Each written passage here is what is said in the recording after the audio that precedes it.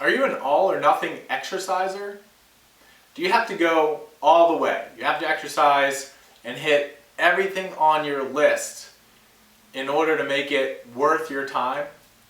Are you the sort of person that if you don't do 6 exercises, or if you don't do 4 exercises per body part, or if you don't exercise for at least 45 minutes, or a high intensity HIIT workout, then it's not a workout? Is it all or nothing? I don't think it has to be either, really. And I have found the most success in coaching others and coaching myself by actually breaking both of those rules, whether it's doing all of it or it's doing none of it. And here's what I mean. I really like this concept from business called a lead measure and a lag measure. A lag measure goes underneath this idea that it's something you're measuring that's in the past, something you can no longer affect. And a lead measure is a breakdown of those things that will lead towards your goal. It's gonna, if you break it down, you're gonna hit that target. So here's an example. If you go to sleep and you get 8 hours of sleep a night, and you know if you do that for 1 week, you'll feel rejuvenated. Well, you exit off 1 night, 2 nights, 3 nights, 4 nights. That's an indication, that is an example of a lead measure. You're measuring it as you go, and it's leading your direction to the ultimate goal of feeling rested and rejuvenated. So if your goal is to feel rested and rejuvenated, and you're using this all or nothing principle, then you're saying, in order to feel rested and rejuvenated, I need to take the whole day off. Or, in order to feel rested and rejuvenated, I can't do my workouts, I just need to go for a walk. So I'm going to still move, I'm going for a walk, or I'm going to do nothing.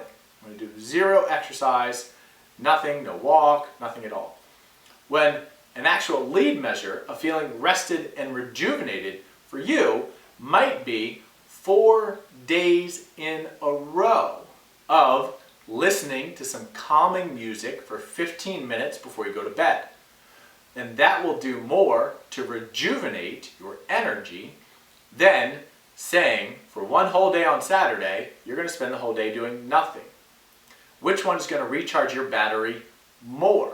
And it doesn't have to do with the all or nothing approach, because it's too much of a large dose at one time, and it's not enough of a micro dose over time to create a physiological change, which is this lead measure into sleep, because it's going to put you in a relaxed state.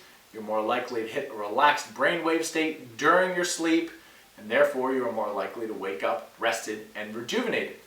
Where if you do a lag measure, you say, oh, last week I just couldn't get together. I didn't rest enough. I didn't, do things that recharge my batteries enough, and it just didn't work out. And you ask this person, well, all right, so what are you going to do this week?